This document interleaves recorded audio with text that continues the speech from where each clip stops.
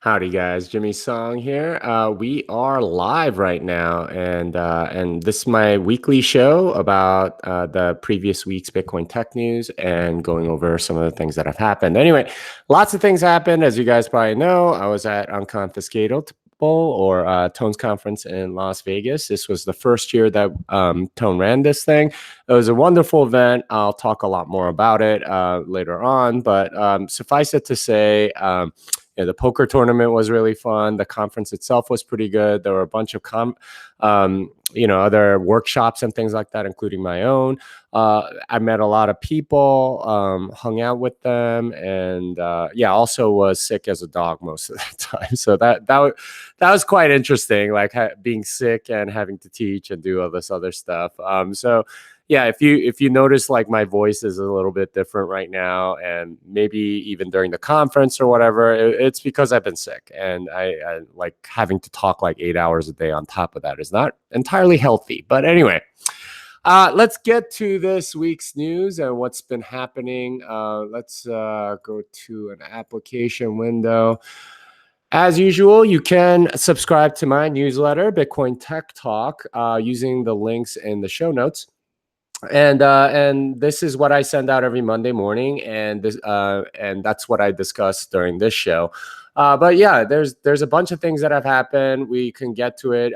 Please do sign up if you are interested. I think I have over 3,000 subscribers. I'd like to get those numbers up a little bit and go from there. All right. Anyway, let's take a look at the first story. This is a story I wrote for Bitcoin Magazine. Mining attacks are overblown. And of course, I know it because I wrote it, but basically, I'm arguing here that a 51% mining attack, first, is very, very difficult to execute, and second, doesn't affect that many people and is therefore not a central point of failure. A lot of altcoiners like to bring up Bitcoin mining, quote unquote, centralization as an argument on why Bitcoin is not actually decentralized, and in this article, I'm basically busting through that argument because I think it's a ridiculous argument.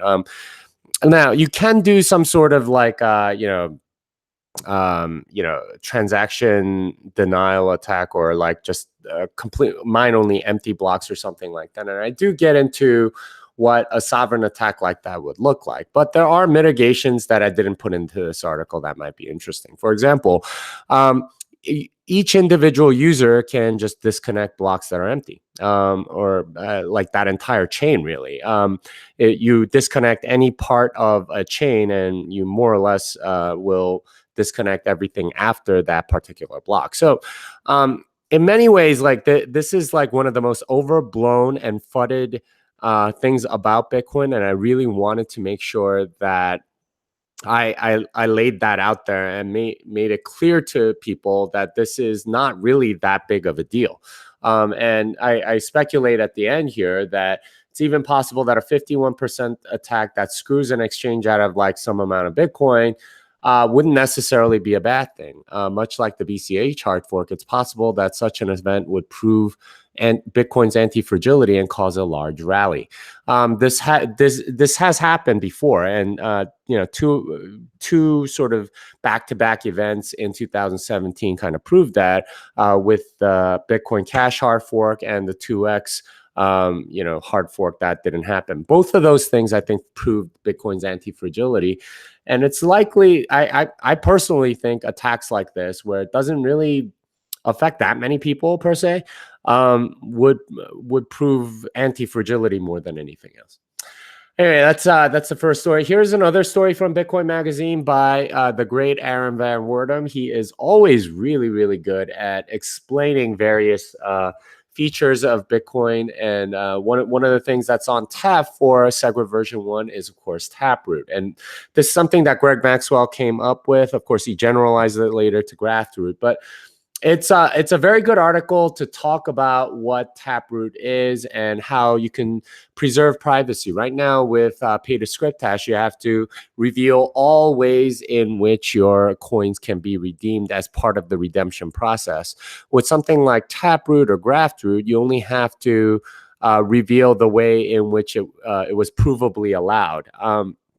So you might have like 6 different conditions under which the coins can get a lock. Like, this would be like something ideal for estate planning. If I die, then it goes to my wife. If me and my wife die, then and my kids are over 18, then they split it evenly. If I die and my wife dies and my kids are, some of the kids are over 18, but some are not.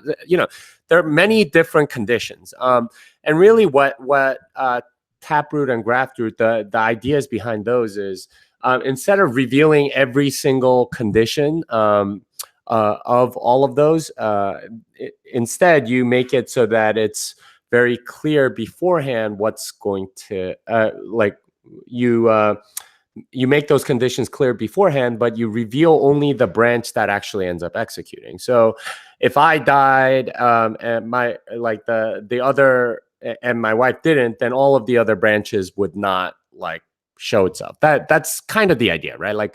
And for corporate governance, this may be the equivalent of the CEO's signature and two of the 5 executive officers, something like that. Or 5 of the 6 executive officers, or et cetera, et cetera. It's nobody's business except for the people that are unlocking it. But it saves space on chain. So it's a really good article. Please take a look at it. Taproot is scheduled to be a part of SegWit V1. So there's that. Mass adoption isn't in KYC, it's in BVs. So this is an interesting article because I think the phrase that really got me here in this article is ATM-less ATMs, right? Like that's the phrase down here, ATM-less ATMs. And that's what really caught my imagination. The idea here is that you can sell Bitcoin vouchers that have a particular amount of Bitcoin associated with them for cold hard cash. They're ATM-less ATMs, and that's the idea behind, I guess, Beautyon's Azteco startup. Azteco, the easiest way you can buy Bitcoin, but that's a way in which you can get Bitcoin without all of this KYC stuff, because the Bitcoin vouchers are, I guess more fungible than say like Bitcoin that came out of an ATM. Because of all of the stuff that they make you do in order to get the Bitcoin. So really interesting article, cool idea, and you should definitely think about these Bitcoin vouchers as possibly a component of the Bitcoin network and the on and off ramps. It would really be interesting indeed. All right, let's talk a little bit more about Lightning now. And Bitfury launches suite of Lightning Network business products. And they are all named Peach for some reason. LightningPeach is the name.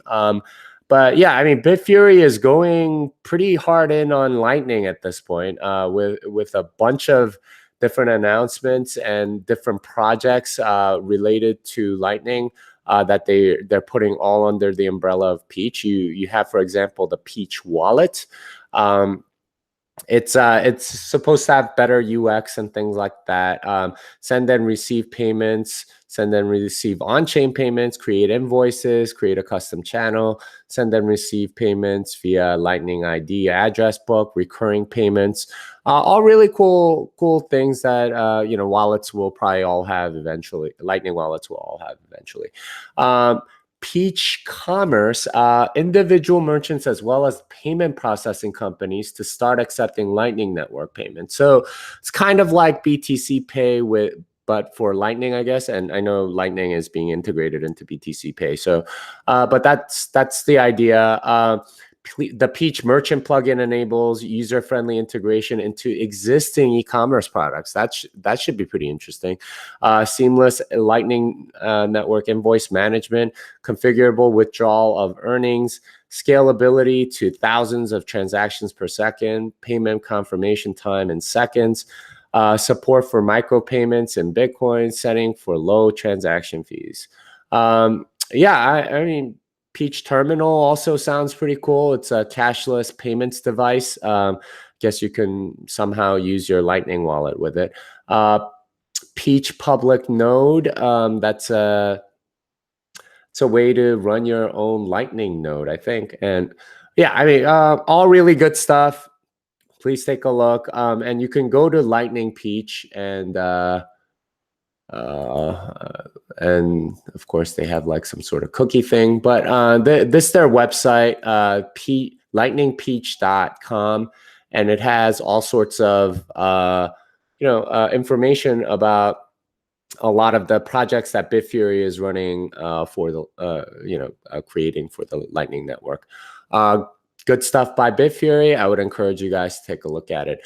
All right, connecting Joule to remote LND node. So if you've run the Lightning node, you know that you need to connect that to some sort of wallet, whether it's like Zap Wallet or Joule or something like that.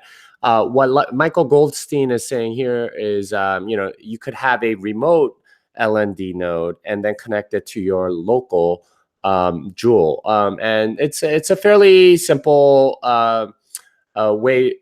I mean, it's not a very long article, but it's a very good one if you are struggling with this particular aspect. There are all sorts of little Lightning-ish things, like getting the right macaroons and putting them on, and knowing what channels you're connected to, and all this stuff that you need in order to actually do the payment. You need to do some communication back and forth between your LND node.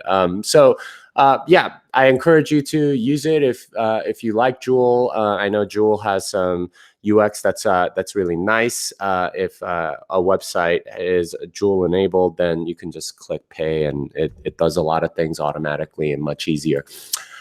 All right, this a really interesting site. This visualization of every Lightning node on the network, and it's got a particular way of visualizing it. It's like it moves and things like that. And if some people like to sort of watch it and see how it grows and so on, it's by 1ml.com. Yeah, just something for you to play with. All right. This is a really interesting article from Decentralized Systems Lab. Fake stake attacks on chain-based proof-of-stake cryptocurrencies. So, I've been warning you guys about proof of stake for a while, but this is a particular form of attack that was actually pretty mind-blowing to me. The idea is that with proof of work, it's very easy to verify whether or not somebody mined something, right? You run a hash function over the block header, and if you interpret that as a number and it's low enough, then it satisfies proof of work. It takes less than a microsecond for even your phone or something like that.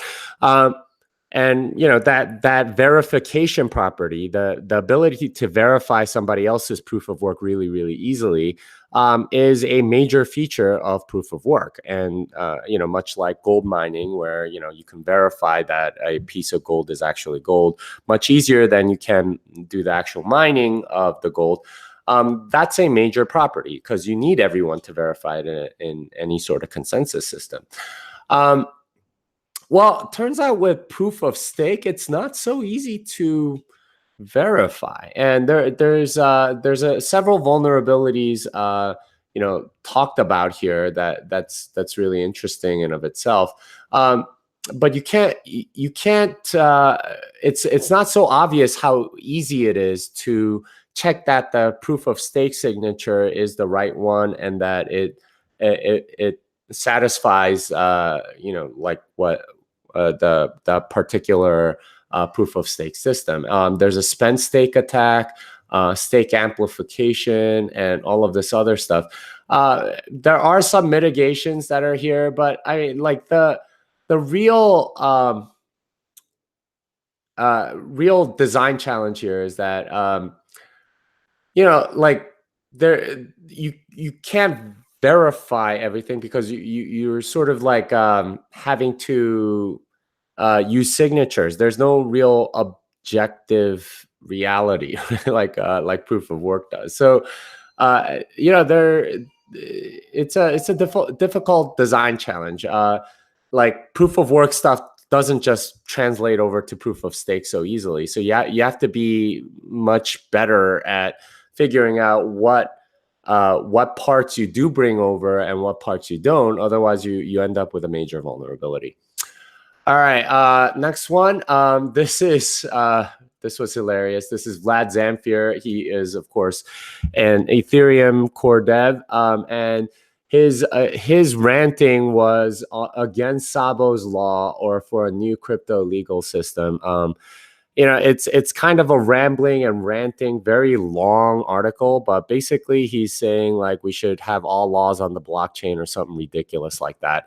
And this is because of something Nick Szabo told him, which is, hey, that's a really bad idea, because there's a lot of inbuilt assumptions into law that don't map very well to the digital realm, common law and things like that. There's another article which is a direct response to this, in defense of Szabo's Law for a mostly non-legal crypto system. And when you have legal stuff on the blockchain, it really doesn't make sense unless like the jurisdiction happens to agree that's how they want to do it. In which case, I think it would be a complete disaster.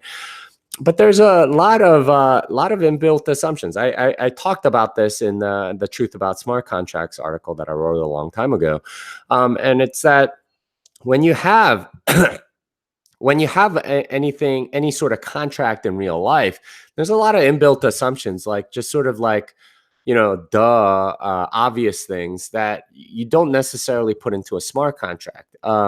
But the minute you do that, you open yourself up to all sorts of vulnerabilities that didn't exist before. So if you're interested in law and smart contracts and things like that, I would encourage you to think about both. Vlad has said that he would die. He's willing to die on this hill, which is hilarious. I don't know. We'll see what happens to Ethereum as a result.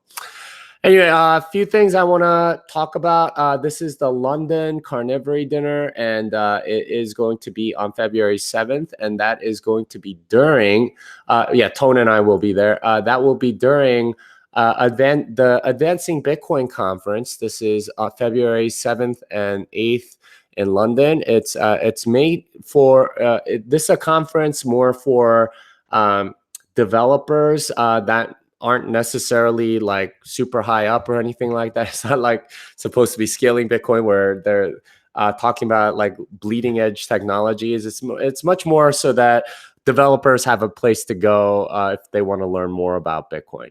And certainly a lot of my alumni and people are going to be there, and a lot of core devs as well. Nicola, Callie, Blue Matt, I mean, like Jameson, it's going to be a great one.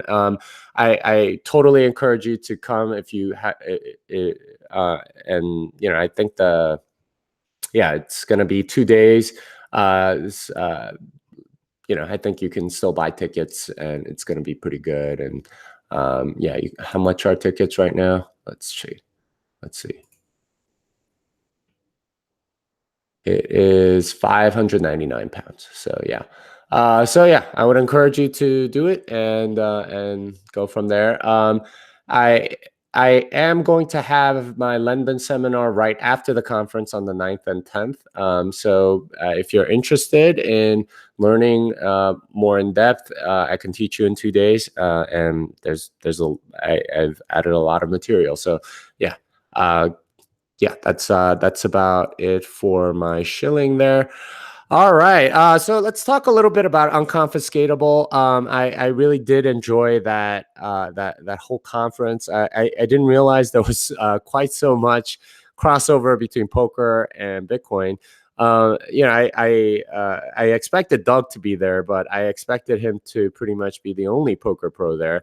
Instead, there were like 5 or 6, and a couple that I actually recognized, Phil Locke and Jennifer Tilley. I was like, wow, that's kind of crazy. These are people I've seen on TV, and they're now here at our conference and playing poker against us. Yeah, so that was really fun. If you guys don't know, I did get one of the bounties. There were two bounties that were in that tournament. One was on Tone Days for 0.1 Bitcoin, and the other was on Doug Polk for 0.1 Bitcoin. And Tone survived some sick, all ins. Like he had like Jack 5 against like Ace or something like that, and he somehow survived those. And he got knocked out ninth. I got knocked out 19th, but before that, I knocked out Doug Polk, and that was an interesting hand because it got folded out to me. I think I was in the cutoff, and I think I put in like 4 times, I think I put it 3 times big blind, and Doug was in the small blind, so he went all in on me. I had an ace jack, and I was trying to figure out, like, it wasn't that much more to cover. So at that point, I think I had the pot odds to do it, despite having an ace jack, only to discover that he dominated me with ace king. That said, I had an ace of hearts, and the flop came out all hearts, and the river hit jack of hearts, which got me a pair and a flush. So I beat Doug and took down the scalp. So sorry, Doug.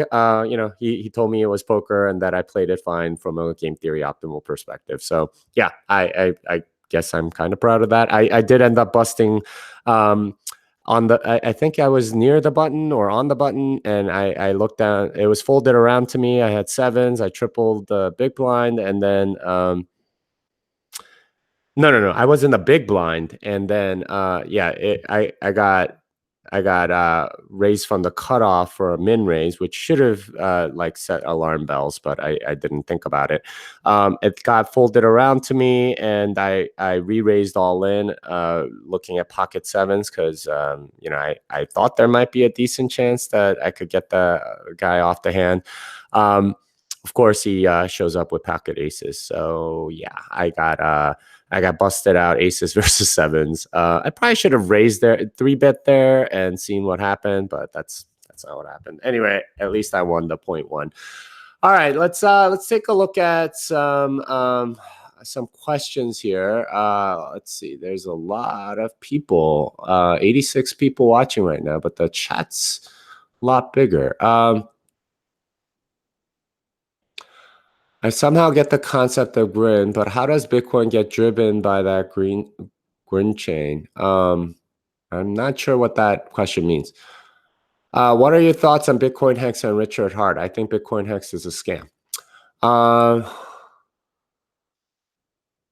Let's see. What's the difference between Taproot, Graph-root, and Mast if it's not the same thing? Yeah, I mean, it's Taproot and Graph-root is like a form of Mast or Merkleized abstract syntax tree. And that's it does it in a slightly more hiding way. So it's kind of nice. But they're basically the same. All right, let's see. JP Morgan very recently released blockchain report that states blockchain is only good for streamlining financial processes. What do you think, Jimmy? I mean, I suppose it depends on how you define that. But like money is streamlining financial processes, right? Like if you didn't have money, you'd have to use barter or something like that. So, and that's like what most commerce in the world uses. So it is some form of money. So, I mean, if it's the only thing that Bitcoin is used for, I think that's still a major chunk of the entire economy. So I mean, it just doesn't, yeah. I mean, it might be agreeable. It doesn't really matter. It's a very, very broad set anyway.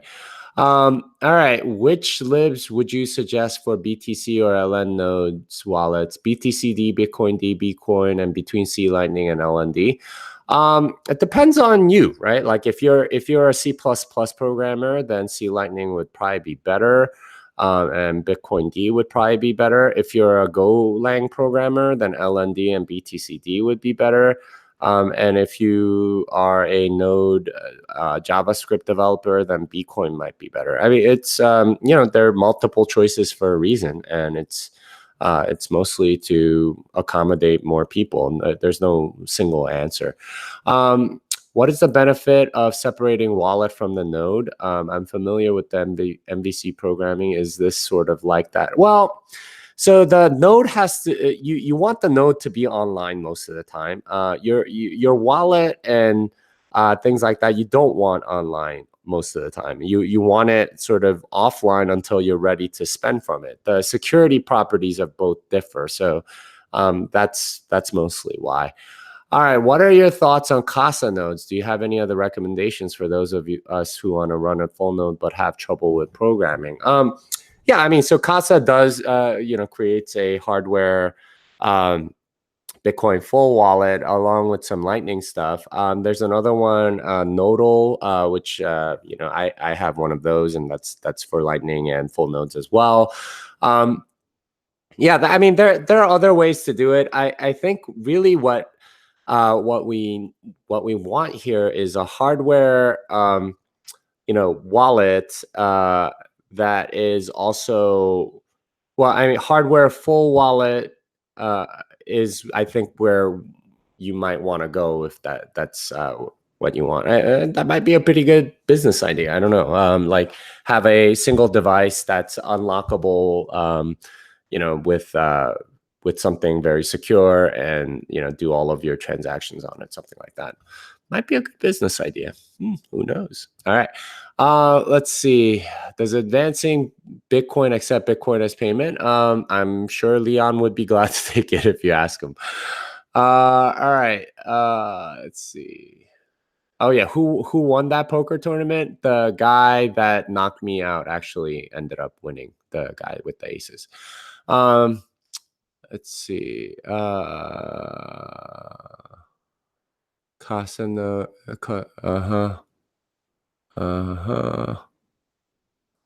Root beer related to Taproot? No. Mimblewimble flop price wise, no worry. But what about the tech now? I mean, the tech's always been there, so we'll see. What are your thoughts on Richard Hart and his hex offering? I think it's a scam, and I think Richard Hart is kind of I don't know. Like ever since he went off the rails on that stuff, I haven't paid attention to him at all. So yeah, no idea. What was total BTC for the winner? I think it was 3. Yeah, that's it. Yeah, so that I think about does it for all of the questions. I think I've been on air for about 30 minutes now. Always appreciate you guys, and the people that come and watch and ask questions and stuff like that. It's good for me. It's good for you guys. It's good for the community. So I really appreciate that.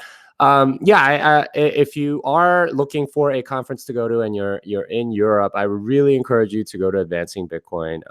There's the Carnivory Dinner and a bunch of other stuff happening around it as well.